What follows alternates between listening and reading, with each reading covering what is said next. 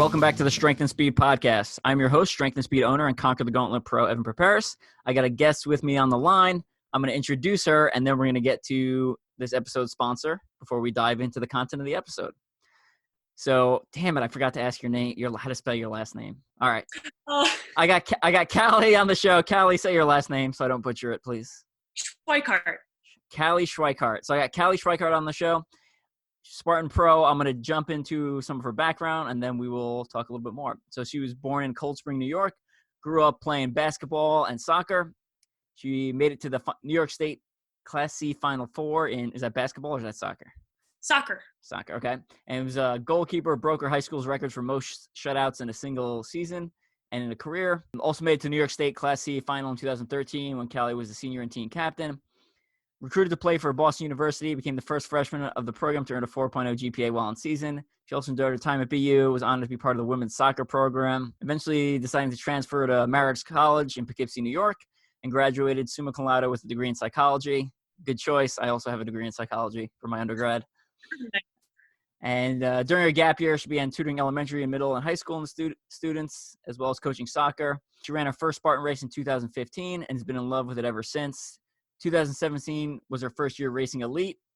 And at 21, she became one of the youngest females to win an elite Spartan race. She joined the Spartan Pro team in 2019 and has been selected again as a member for 2020. Cali and her friend Morgan Schulz, who we had on the podcast a couple months ago, are also the American record holders in HYROX women's double competition. So, I had Morgan on, and I feel like I had to bring the other half of the dynamic duo on, which is why we have Cali on. Cali is a National Strength and Conditioning Certified Strength and Conditioning Specialist, NSCA. So also approve of that. I have a NSCA certification also, and enjoys leading a healthy lifestyle. So Cali, welcome. Thank you. Before we get to talking more about you, because there's a lot of interesting stuff there, especially with your background in basketball and soccer and your certifications as a trainer, I want to talk about this episode's sponsor. So this episode is brought to you by OOFOS. OOFOS is a recovery sandal and shoe that you may have seen me or anyone on the Conquer the Gauntlet Pro team wearing. And I actually started to see them more and more at OCRs in general. So I remember at the World's Toughest Mudder brunch that Monday after the race, it was like dozens of pairs walking around. And they're just super comfortable. You don't have to be an athlete to use them. Parents have a pair. My sister has a pair, right? They're just very comfortable shoe foam. And, unlike normal traditional running shoe foam, normal running shoe foam is meant to give a positive return. So you step down and it absorbs and then expands, versus OOFOS does the opposite. It just compresses and absorbs that impact. So it provides a lot less stress on the knees, ankle, feet, etc. So Cali, I know you've used OOFOS before. What's your opinion on them? Yeah, so I actually got the opportunity to try them. They were at the Jacksonville 2019 race to kick off the 2019 season, and I snagged a pair, and they're super comfy, super plush, very cushy, and kind of just what you want after beating your feet up at a race. So I like them a lot. Awesome. All right, well, Cali, let's jump into it. We're going to start off, we'll go chronologically, and we'll start talking about, your background playing basketball and soccer, and, why did you choose those sports, and then how did that lead into obstacle course racing? Sure. So my parents have always been athletes, and two of their biggest sports were basketball and soccer. And naturally, I kind of just took an interest in them, hearing about my parents playing them, and just seeing my friends get into them. I was also always tall, so basketball seemed to be a good fit. And then soccer, being a goalkeeper, that also worked well. Yeah, my parents just really encouraged that active lifestyle and were passionate about sports, and that was something I grew to enjoy as well. So I started off really young. I think the first picture of me kicking a soccer ball around, I'm like 3 years old, and just played rec in my small town for a few years until I was old enough to join like the school teams in middle school, and loved both soccer and basketball, and started specializing mainly in soccer by the end of middle school, beginning of high school. I continued to play basketball throughout high school, and we did well our senior year. We did go to the state Final Four for that as well. And that was just an awesome experience. I love how basketball it combines so much. There's so much mobility and agility involved. And I usually played center forward, and I loved just grabbing the rebounds and trying to facilitate us getting back on offense and making plays. So that was always fun. And then soccer, being a goalkeeper, again, a lot of agility and plyometrics involved. And what's funny is I always enjoyed the running aspects of both sports, even though I wasn't necessarily running in soccer much. There's conditioning involved for both sports. And I think that's something that's carried through to my OCR career as well. Just, I always enjoyed moving as much as possible. And I've always said if I wasn't a goalkeeper, I'd want to be a midfielder or something, just running around all the time, getting involved. But I think it's really important for kids to have a multifaceted athletic background. A lot of the times kids are pigeonholed into one thing very quickly, especially if they show a lot of potential. And I was fortunate to have a few adults, coaches, and role models around me who encouraged me to pursue multiple things for as long as I could.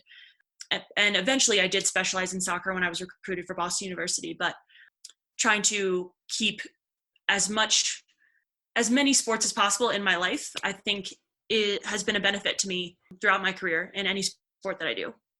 I completely agree with that. There's been several studies, I wish I actually had could name them off the top of my head, that show having a diverse background essentially will help you later in life. It prevents overuse injuries, allows prevents muscle imbalances, and then gives you a bunch of skills that you can draw on later in life as you go to other sports, or as you just age more gracefully, essentially, because your body's used to moving in a whole bunch of different ways versus, I'm a runner and all I do is move forward and do no lateral movements ever.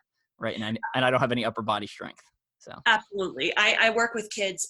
Part of being a trainer and a coach is I've worked with kids on strength and conditioning for certain sports, or just in general, if they want some training. And a lot of the times I see if they haven't been involved in multiple sports, there are a lot of imbalances, or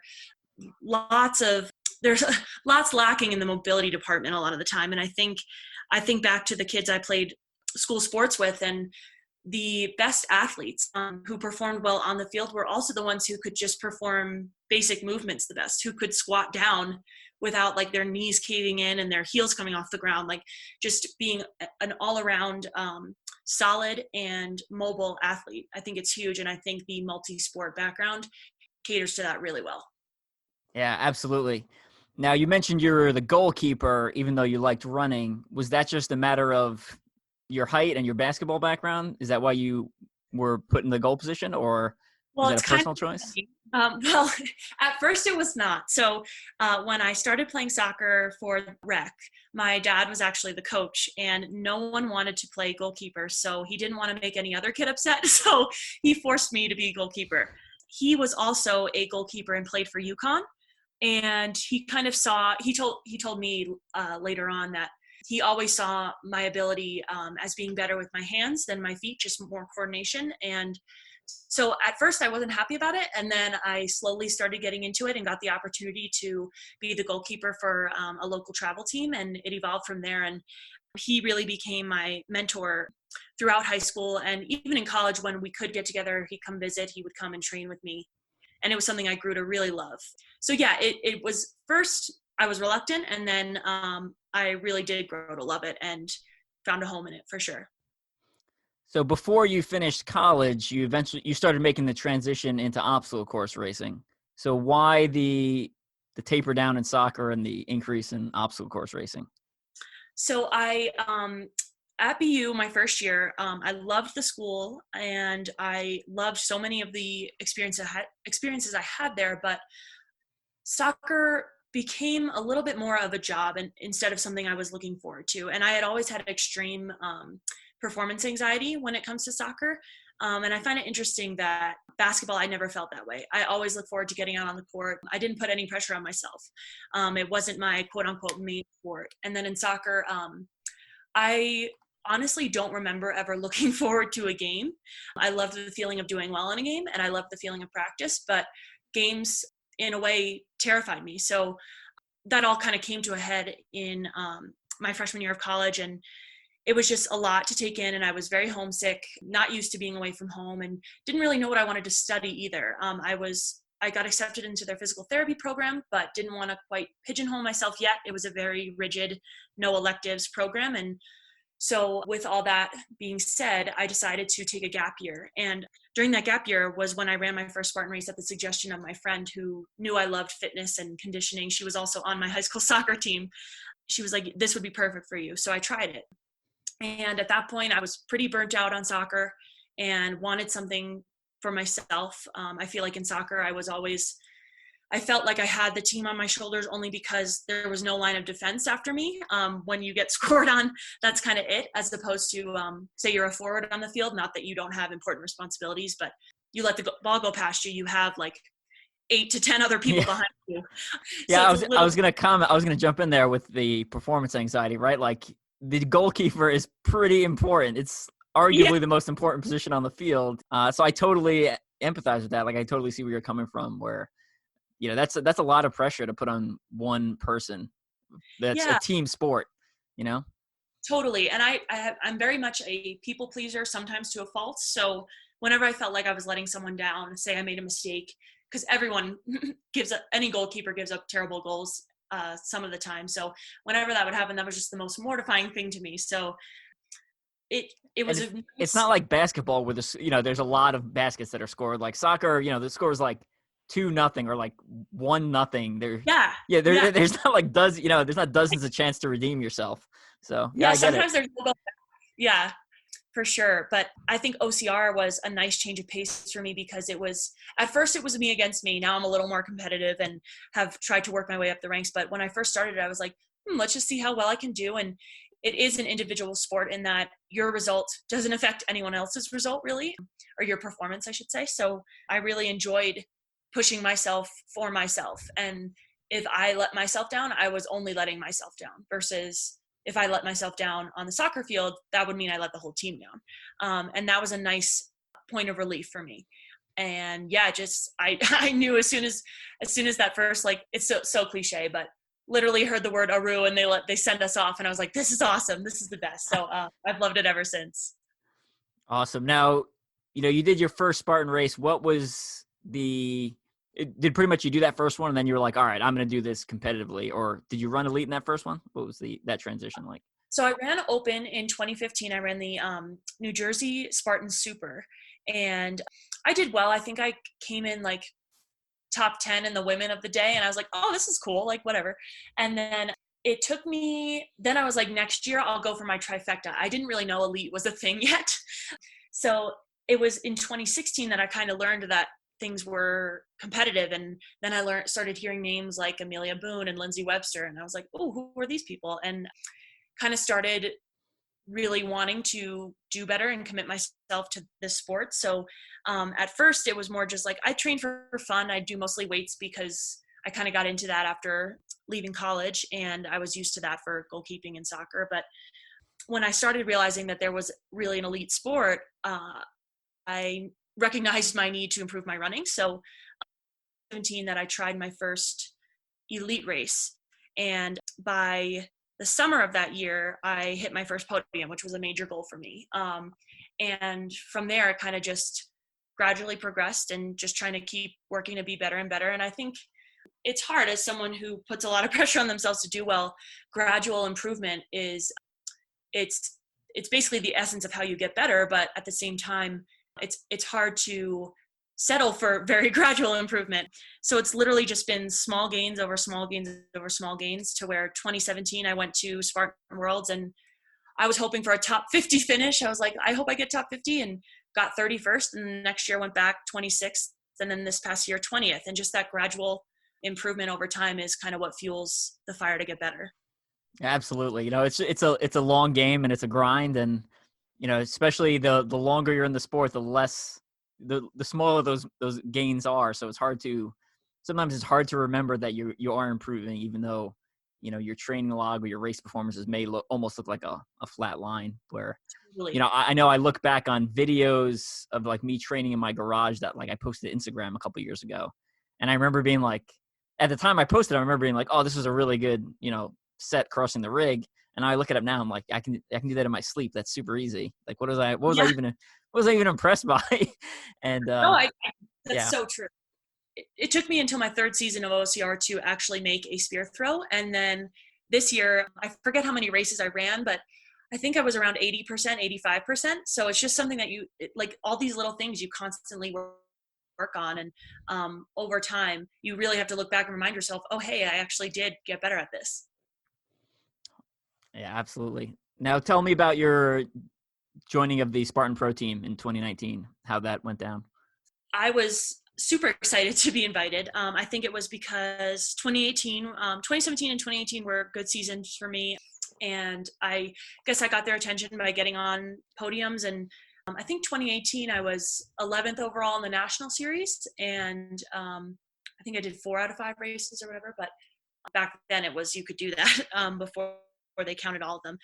Yeah, so I was just really honored to be on a team with such an amazing group of people and people I considered like idols for so long, now kind of becoming friends and colleagues. Not that I'm on their level yet, but just that I was on a team with them. I was like, wow, this is pretty cool, and just a testament to the hard work I put in. So I think it's fun to just don that Spartan jersey and to be recognized for the hard work I put in.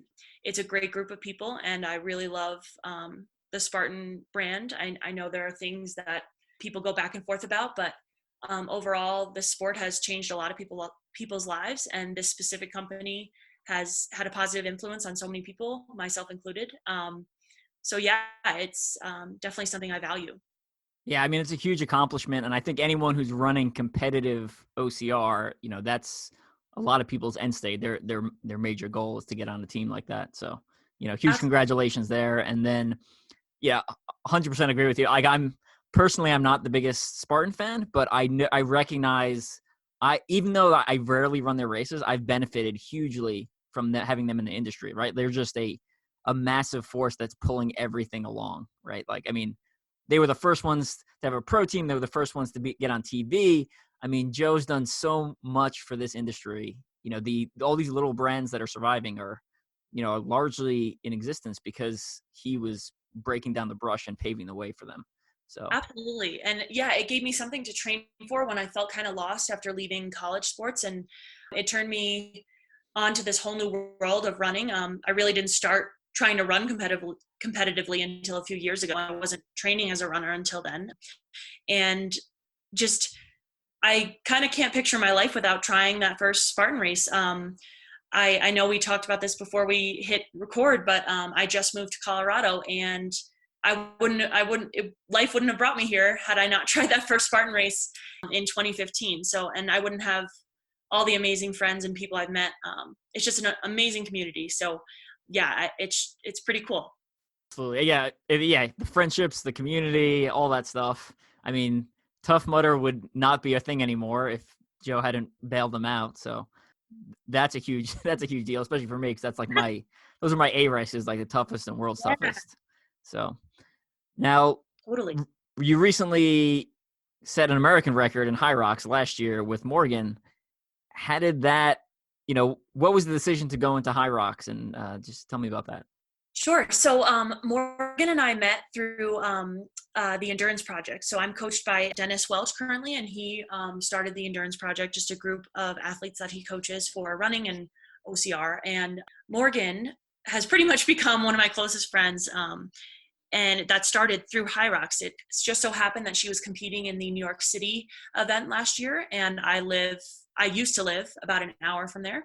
So my coach, Dennis, had been encouraging me to try it out.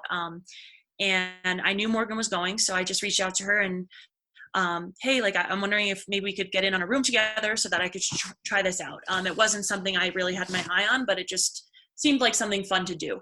So I went to New York City, and Alyssa Hawley, also being coached by Dennis, was there. And it was just something fun to try, no expectations. And I ended up taking third. So with Alyssa first and Morgan second. So it was super fun to stand on the podium with my teammates that day. And it kind of, doing that event made me realize, A, when you don't put expectations on yourself, you're probably going to do better if you're an overthinker like me. And B, I think I'm just an athlete with good anaerobic output, probably from my years of basketball and soccer. And I really thrived in the heavy strength elements, given my size. I'm 5'11", and I've always had a more muscular frame. So I loved that. And then with the running training I'd been doing, I was able to hold my own on the Ks too. So that became something I wanted to chase. And then Morgan and I traveled together to Chicago to compete individually. And it was suggested to us to try the doubles event, at first kind of as a joke. And then we looked at each other and we were like, why not? So we decided to head to Dallas for the doubles. And it was a crazy morning because the record that we were aiming to break was 1 hour and 3 minutes and something, I believe. So we were hoping to hit around an hour. And we get a text from Morgan's dad that morning saying the record had been broken in Germany because of the time difference. They had already competed for the event that day. And it was now 57:53 or something like that. So we really had to go balls to the wall and try to beat this record. We came up 3 seconds short. And our goal, I know, it was so brutal. There were just little things. Like we took one little wrong turn and that eats up 2 seconds. Like we were like, oh no, this way. And then, just like little pauses that we could eliminate. And we were like, okay, we can do this. We'll get there. Next event was LA. And then that's when COVID hit. So we haven't had a chance to snag that title yet. So we were very happy with the, I guess, American title, but we're definitely hoping to take that world record. Yeah, that kills me just hearing that story again, because if the time zones were flipped, right, you would have the record, and then if it only lasted a couple hours and then it would have been broken, but yeah, which would also have been heartbreaking. I don't know how I would have felt about that either. I think it would have been. I think it would have been better because at least you had it for a little bit versus True. not having it at all. But yeah. Now I asked Morgan the same question when she was on the podcast, right? So she's had great success in HYROX, and obviously, if you're on a team with her and you're just a hair away from breaking a world record, you're obviously very good at it yourself. And then on top of that, you're on the individual podium in other events.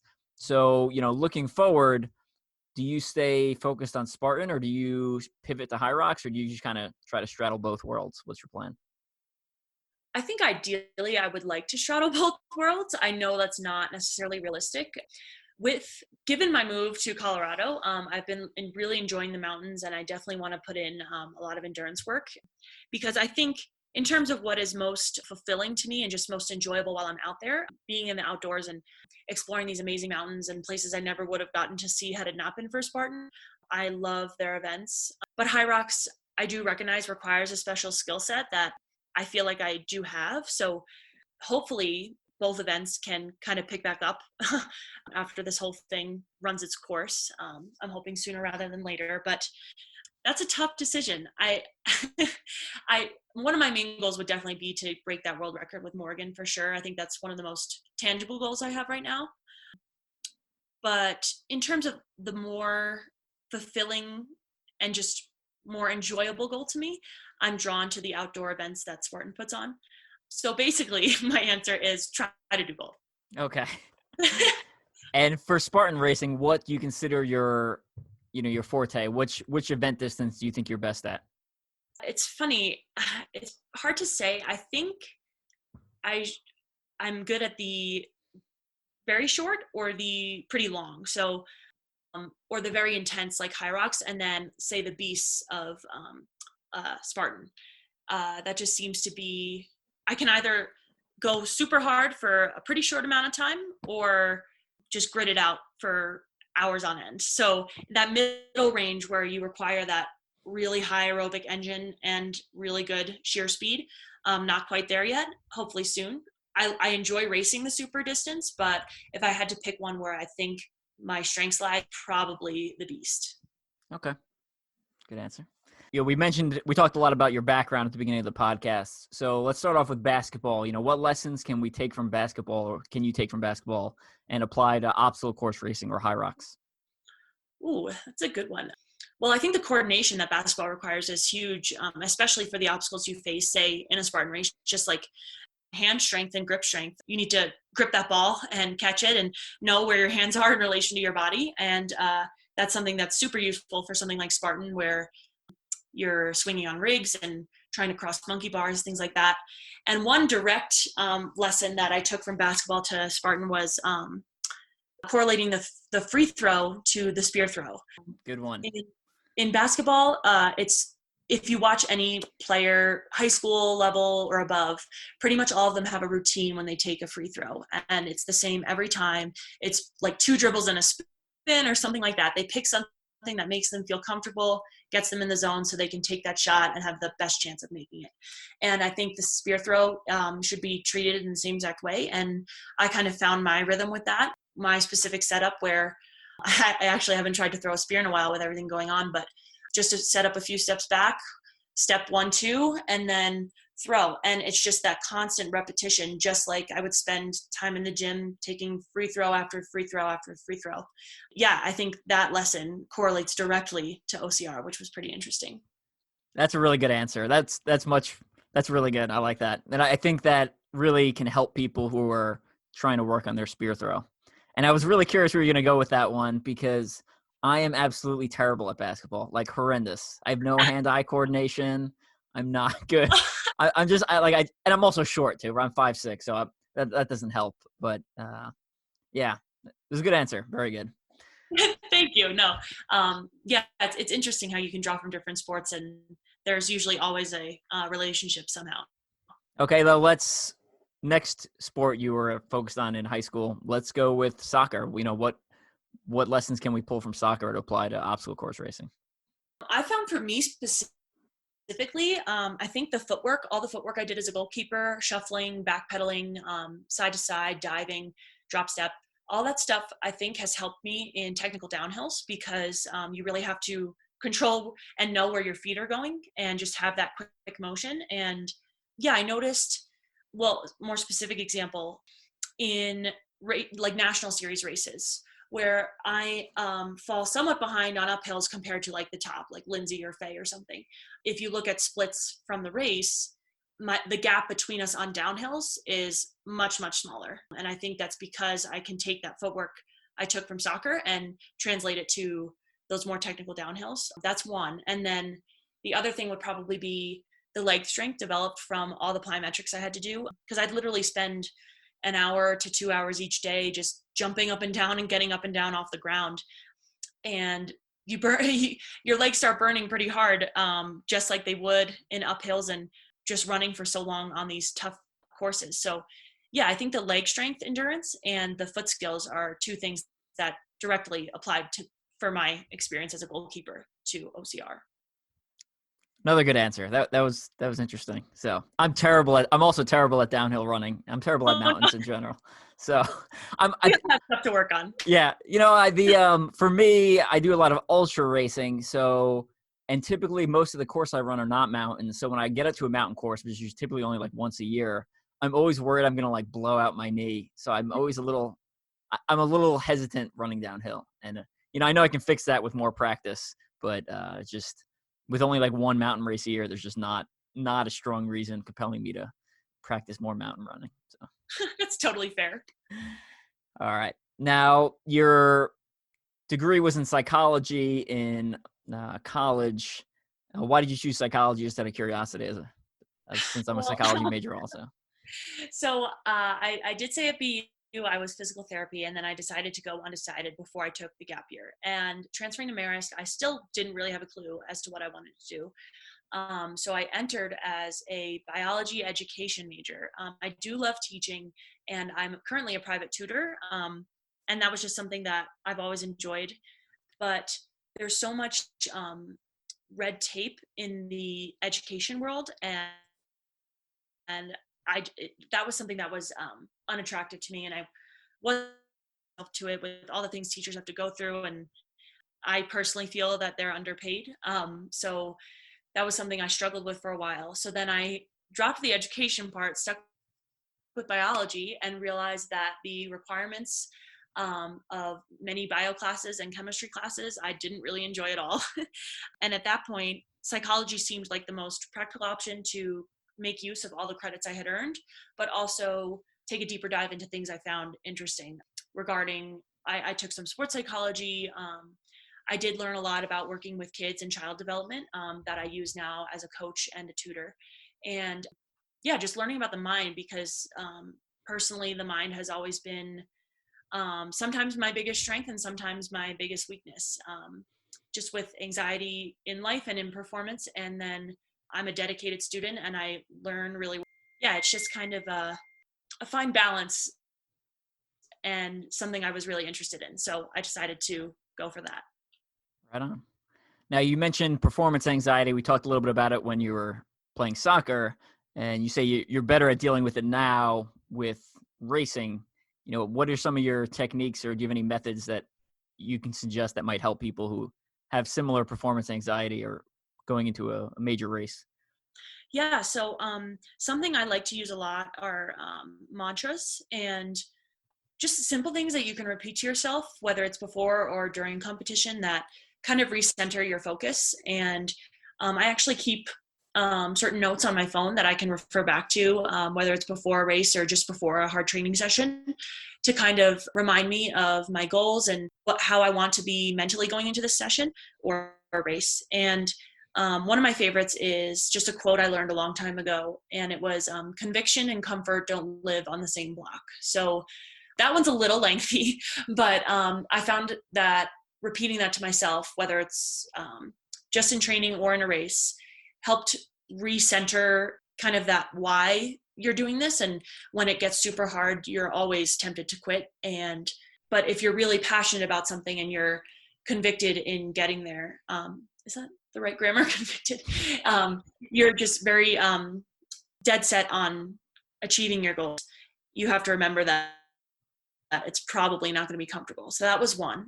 And then in terms of performance anxiety regarding mistakes or messing up, as opposed to the fear of how hard things are going to hurt, just simple things like confidence boosters, just telling yourself like you're a beast or something, like look dead in the mirror, dead in your eyes in the mirror, and just tell yourself like, I got this, you're a beast. Simple things like that it's kind of a fake it till you make it kind of thing. Fake it till you make it.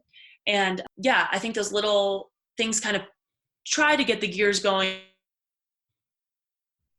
in the right direction in your brain, even if they don't feel quite. Repeating them seems to be helpful. Gotcha. Good suggestions there. Have you listened or read Matt Fitzgerald's How Bad Do You Want It book? Yes, I love that book. I would So highly good. recommend it. Yeah, so Yeah. good. One called The Brave Athlete.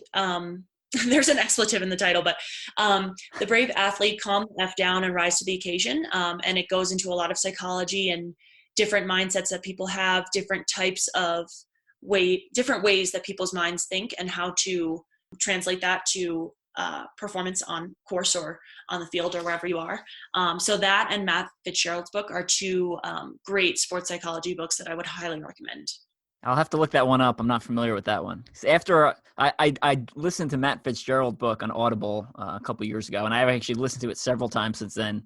A lot of times when I'm getting ready for like a major race, I'll listen to all or parts of it, leading into it to kind of put me back in that zone.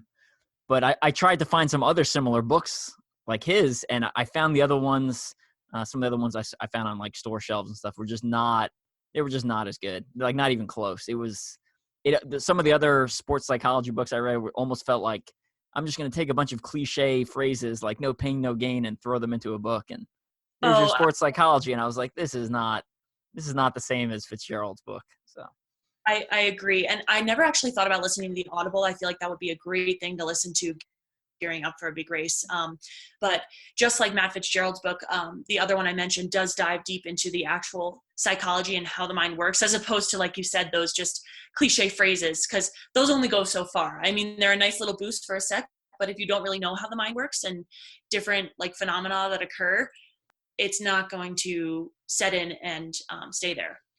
So I think these two books are an awesome start for anyone looking to get into more sports psychology and improve their own performance. Yeah. I also actually just finished listening to David Goggins' book, Can't Hurt Me. Oh. Have you listened to that one or read that one? Yeah. So that one I started reading. This is interesting. I started reading it, and there are so many things about it that I like, but part of me has trouble getting past the basically work until you kill yourself kind of mentality. Yes, thank you. Yeah. Yeah.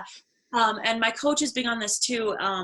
Because yes, grit is important and toughness is important, but to what extent if you're destroying your body? So that's something I'm very cautious about. I could be overcautious when it comes to injuries and things like that, but there was too much of that for me to get past in that book. Yeah, I enjoyed it from a storytelling perspective, and I actually agree with a lot of the things he said. But I think you hit the nail on the head there with, so I understand his early stories are where he's pushing his body to like it's physically breaking, but then like he doesn't. It takes him a while before he's like, I should start training like a normal human being and do like progressive training and then taper for my event instead of just being like, I'm just gonna go until my kidneys shut down. It's like, Yeah. so Yeah, and it's with like longevity in any sport. That's kind of not the way to go. I mean, all the power to the people who really just want to go out in a ball of fire and like just have one incredible performance and maybe that's it. But I don't know. I maybe it's my age being younger in the sport, but I'm trying to view things as a long game. So taking asking too much of your body now probably won't pay off later. And I try to take that mentality in my training and in life and make it more of a, like we talked about before, gradual, steady improvements that are sustainable. yeah. No, I think that's a smart method, especially we mentioned you being on the younger side. Having that mindset now is going to pay huge dividends in the future, definitely. So Yeah. definitely a good idea. I'm also, as a military guy who does endurance sports, I'm also like, and also as an author, I feel myself, the problem with that is I find myself overly critical of stuff that I shouldn't be critical of when I hear similar stories, but it is a good story. There's a lot of cursing in it, but I don't know, that doesn't really bother me, but it's, That yeah, is true. it was good. It was interesting. Definitely an interesting story. Oh yeah, he's a fascinating person for Yeah. sure. I also think seals are overrated, but that's besides the point. We can argue that. We can argue that at some other point. If I get Mark James back on the podcast and bust his chops a little bit. Oh boy. In your bio, you mentioned you're fascinated by all facets of human performance and wants to help people feel better and do their best. So, any other kind of future plans you have that are heavily revolving around that topic in the next year or two? Yeah, so I've actually been working on developing my online coaching business and personal training business, mainly online coaching. And it's called CS4 training because my initials are CS, Cali Schweikhart, and then I'm a CSCS, and originally from Cold Spring, New York, CS, but now I'm in Colorado State, CS, so I guess it kind of works. So good. But I know it works, right? Fortunately. But so yeah, CS4 training is something I started last year, and I mainly work with people online, but my first client was actually my brother. So my little brother is 21 now, I'm 24, and he's been my best friend since he was born. We're very close.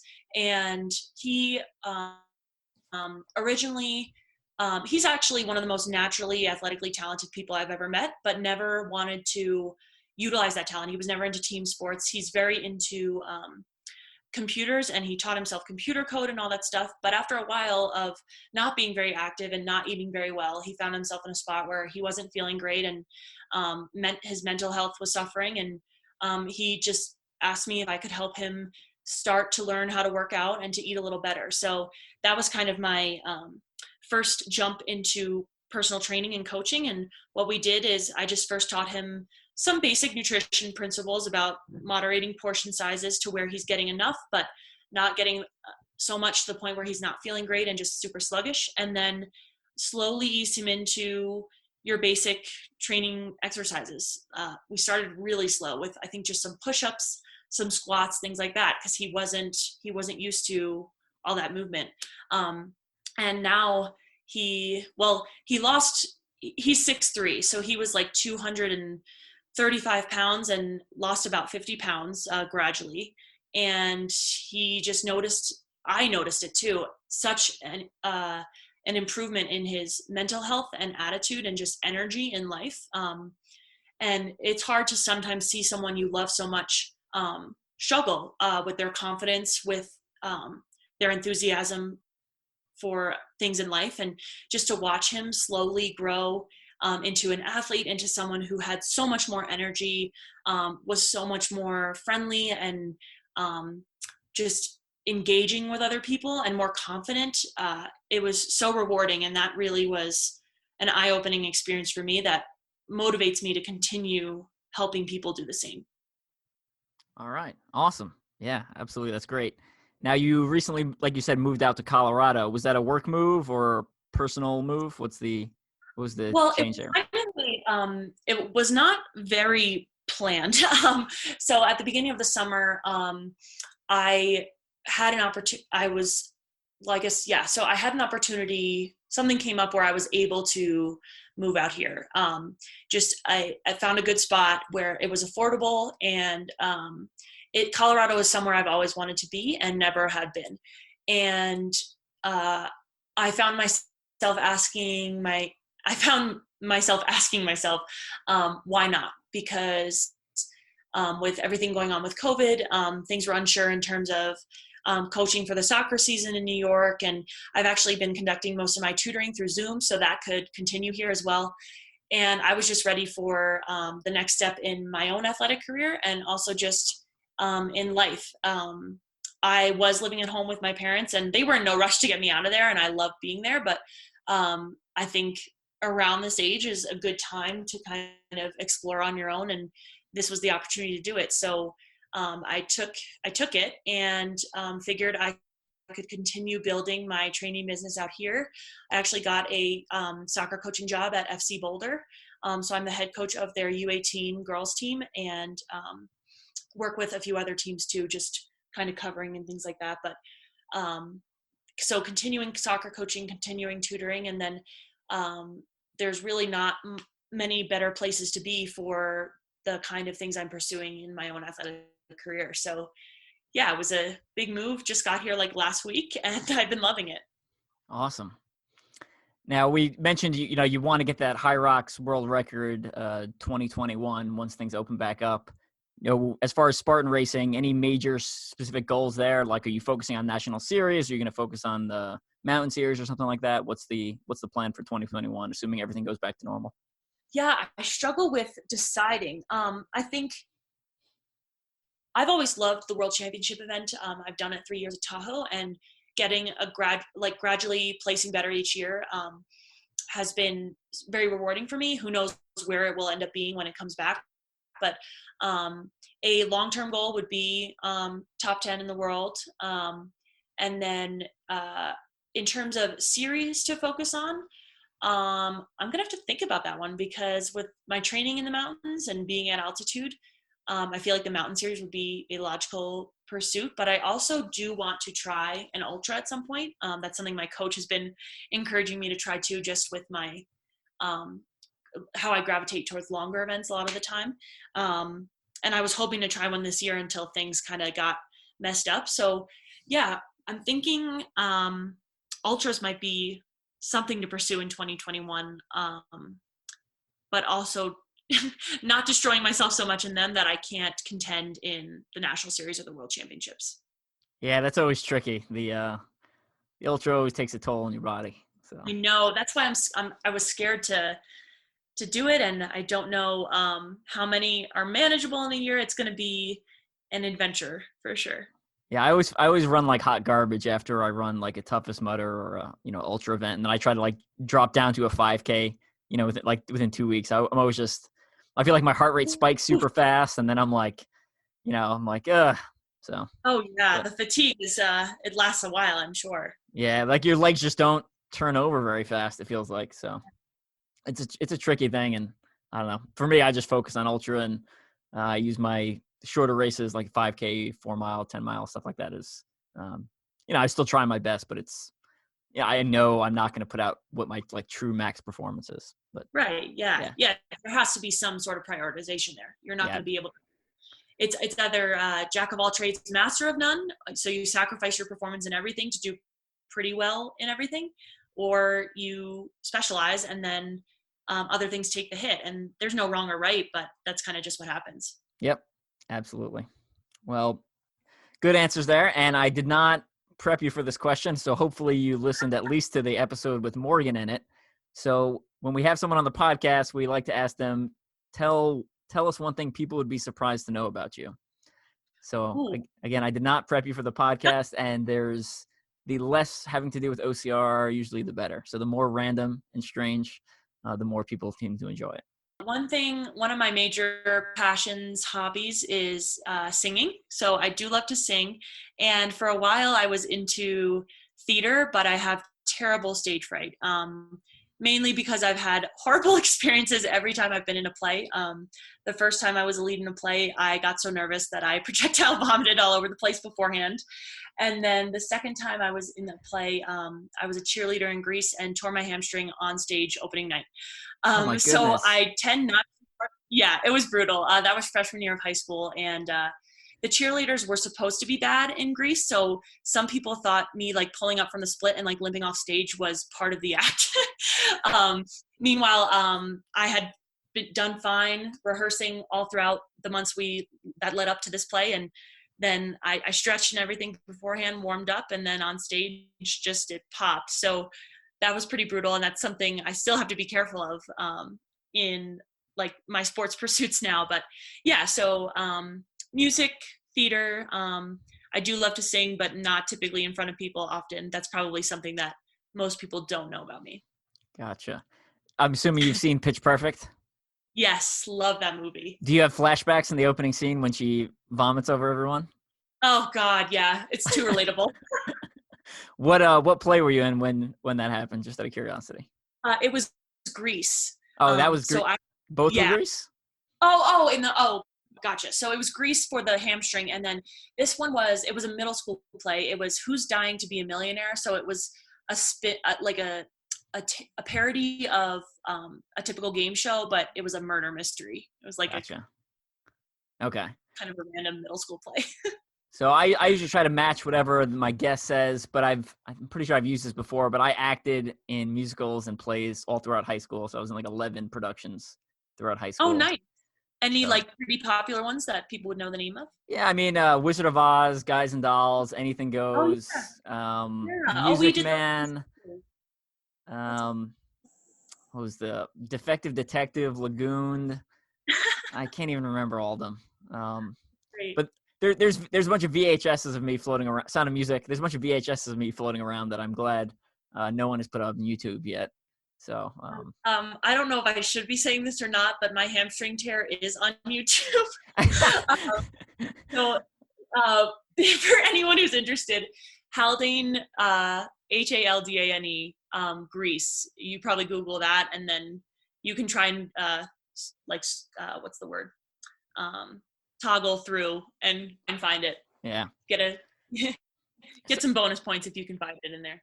So I've used that one on the podcast before, so I'm gonna go with one. I don't think I've used this one. In college, I was in a military fraternity, and one of the things we did for military fraternity it was like our public side of it, our advertisement side. We would spin rifles. So like, you know, you spin rifle on one hand and then you like throw it to another person across the room. And so it's called trick rifle drill. So we did that in in college. And there's a move we did called the ladder, where essentially I climb up onto the shoulders of two other guys that have rifles across them. And I fall backwards and like throw the rifle over my head, and someone like 25 feet away catches it. So if anyone's read my book, there's a picture of us doing the ladder in there. And we actually won. It's going to sound more impressive than it is, but we won a national championship for squad trick drill. Wow. There wasn't that many teams competing. So there was probably probably somewhere between 6 and 10 teams competing. And you had to be part of this military fraternity to enter the competition. So it wasn't a huge pool, but we won. Wow. And then me and my friend won. We came second place for 2-man duets. So got to find some old video. I think we have, I don't think there's not video of me on YouTube, but there's video of 2 of the guys I taught who actually end up being better than me and my friends. So maybe I'll share that to Strength and Speed after this podcast publishes. So, wow. All right. I think that about wraps things up. Cali, thanks for coming on. I always love having someone from New York on because you talk super fast and we can get we can get a lot of information. I know I love it because, like I said, I'm from that area. So like when you talk, that's the way I think people should be talking and the speed people should be talking. So we got a lot of good information in a short amount of time. So I think that was perfect. Well, I'm happy to hear that. Yeah, I think I'm kind of aware that I talk fast, but I'm just used to it by now. And hopefully it's not intolerable. No, it's I like I said, I like it, but I'm from New York, and I'm used to people talking fast and you know people not saying hi. I was talking to one of my friends from Kansas City last week, and I was like, yeah, like if you're from New York City, like you don't say hi to people. That's not like you just there's too many people to say hi, right? You just like walk and like put your blinders on, and like no one says hi to anyone. Like Yeah. I mean, even on Long Island, it was like that where you don't say hi to random people. And when I remember when I went to college and when I moved out to the Midwest, my friends would like say hi to random people on the street, and I was like, no, that's weird, dude. Like we don't do Yeah, that from New York. There's too many that's people. so true.